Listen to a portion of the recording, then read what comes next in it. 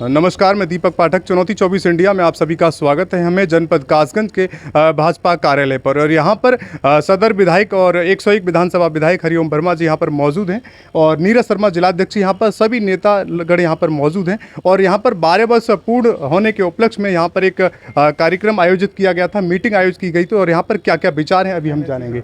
जी नमस्कार सर। नमस्कार सर, 12 वर्ष पूर्ण हुए हैं, तो क्या कहना है सर, अब तक कैसा समय? 12 वर्ष में दुनिया बदली है जी और दुनिया के नक्शे पर भारत सुदृढ़ होकर जी खड़ा हुआ है। जहाँ जहाँ भारत के मुखिया प्रधानमंत्री आदरणीय नरेंद्र मोदी जी गए हैं, वहाँ वहाँ उनको अलंकारों से और वहाँ का जो श्रेष्ठ पुरस्कार है उससे नवाजित किया गया है। और तो और यूएई में जब वो गए तो उन्होंने वहाँ मंदिर निर्माण की बात रखी और वहाँ मंदिर का निर्माण भी हुआ है।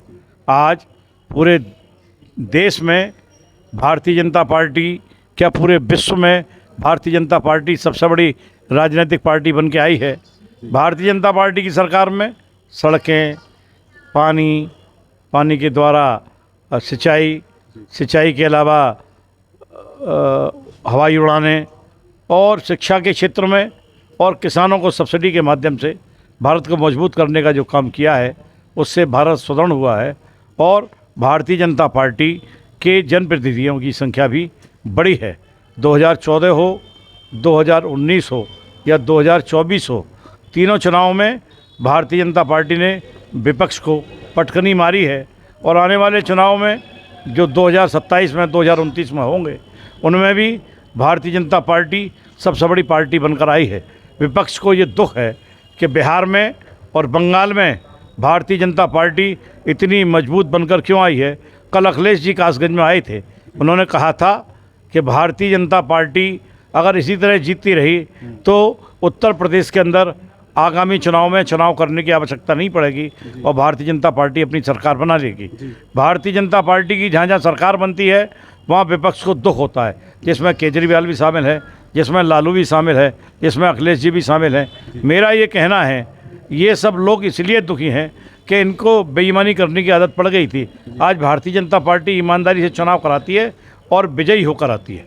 धन्यवाद सर। सर, मेरा एक सवाल है सर आपसे कि अभी कुछ कल का जो प्रोग्राम था, उस प्रोग्राम में कुछ लोग बोल रहे थे अगर बैलेट पेपर से चुनाव कराया जाए तो अखिलेश यादव जी की सरकार बनेगी, ऐसा कहना था उनका।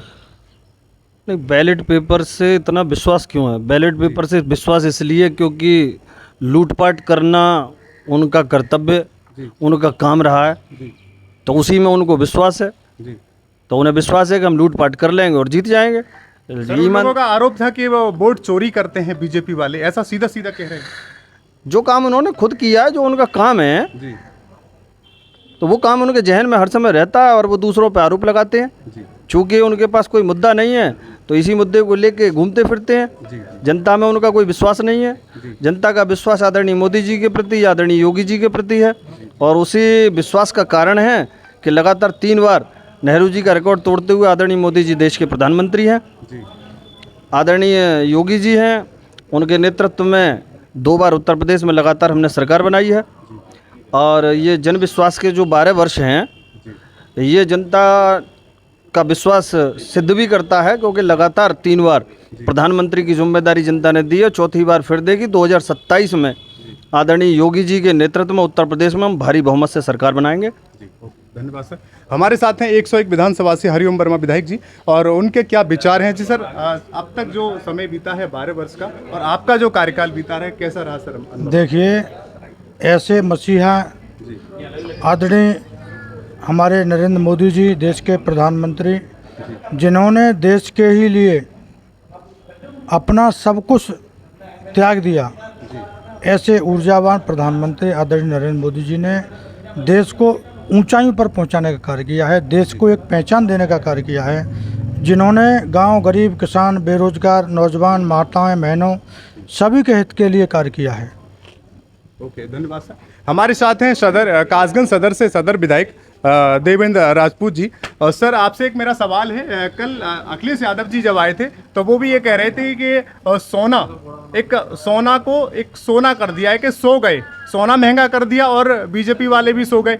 और सबको सुला दिया, सोना महंगा, उन्होंने सोने को सोने का रूप दे दिया। पूरी दुनिया का विषय है ये। वो गलत कहते हैं। हमारे माननीय प्रधानमंत्री ने हमारे देश को सोना ही बना दिया, पूरे देश को सोना बना दिया और हमारा देश विश्व गुरु बनने की स्थिति में है और बहुत जल्दी माननीय प्रधानमंत्री और माननीय मुख्यमंत्री के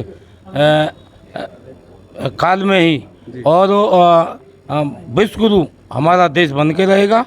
और ये समाजवादी के तो जो गुंडे हैं, ये बेमतलब की बात करते हैं। ये तो अभी आप पूछ रहे थे हमारे अध्यक्ष जी को बैलेट पेपर, ये बैलेट पेपर लूटने वाले लोग हैं।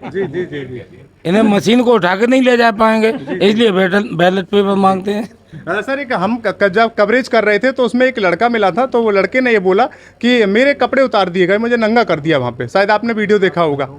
और जब वहाँ पे हमने जब पूछताछ की तो वहाँ पे लोगों ने बताया कि ये बीजेपी ने भेजा हुआ है उपद्रव करने के लिए। नहीं, ये जानकारी नहीं है। ये लोग तो गलत हो सकता है, वो ड्रामा बना रहे हो, वो समाजवादी का ही होगा, हम लोग क्यों भेजेंगे? हमारा कोई कार्यकर्ता नहीं जा सकता वो समाजवादी का ही होगा, ड्रामा बना रहे होंगे। ये लोग नौटंकीबाज तो हैं ही पहले से। सर आपका अब तक का कार्यकाल रहा है वो कैसा रहा है सर? हमारा कार्यकाल तो आपको भी जानकारी है और जनता जानती है। मुझे दूसरी बार विधायक हो गए, जनता का आशीर्वाद मिला और माननीय मुख्यमंत्री जी के सानिध्य में मैंने कार्य किया है और हमारी सरकार के द्वारा इतने कार्य कराए गए हैं। जब हमारी सरकार 17 में बनी, डबल इंजन की सरकार बनी, तो हमारे किसानों के कर्जे माफ़ किए गए। जो गड्ढा युक्त सड़कें थी, समाजवादी ने 5 साल में 12 से 17 तक कोई कार्य नहीं कराया, सड़कें नहीं बनवाई, सारी सड़कें हमारी सरकार ने बनवा दी। और वो एक हाईवे को गिनवाते थे कि आगरा से लखनऊ, और हम जिधर जाएं, हमारे उत्तर प्रदेश और हमारे देश में आप जहाँ भी निकल जाएंगे, सारे देश में हाईवे ही हाईवे दिखेंगे। एक हाईवे क्या है, वो एक हाईवे को गिनवाते थे। और हमारे यहाँ तो ऐसा कोई गांव नहीं है जिस गांव को सड़क से नहीं जोड़ा हो। सड़क की कनेक्टिविटी से हर गांव जोड़ दिया, हर मजरा जोड़ दिया। और जो 60% गांव ऐसे थे समाजवादी सरकार में, विद्युत की लाइन नहीं थी, बिजली का बल्ब देखने को नहीं मिलता था। आज हमारी सरकार के द्वारा हर गांव, हर मजरे के लिए बिजली पहुंचाने का कार्य हो गया और किसानों के लिए फ्री कनेक्शन दिए और किसानों के जो नलकूप हैं उनके लिए बिल माफ़ कर दिए गए। सिंचाई फ्री में किसान कर रहे हैं। और जो एक लाइन ट्यूबवेल की अलग और दूसरी लाइन गांव की, और पहले बिजली तो आती कम थी, जाती जा रही थी। आज देख लीजिए 24 घंटा बिजली चल रही है, 18 घंटा देहात को दी जा रही है, 22 घंटा शहर को दी जा रही है। तो ये हमारे, अब मैं कार गिनवाऊंगा तो आप अगर गिनवाता रहूँ, बताओ टाइम हो आप पे तो नहीं कार गिनवाना बोलते। तो अभी आपने सुना कि सबने अपने अपने विचार रखे और यहाँ पर आप देख सकते हैं कि उत्तर प्रदेश में किस सरकार की जरूरत है। आप कमेंट करके बताएं और आप जरूर अपना भाव व्यक्त करें। अगर आपके कोई सवाल हैं तो हमसे पूछने की कोशिश कर, हम जवाब देने की पूरी कोशिश करेंगे। जय हिंद, जय भारत, धन्यवाद।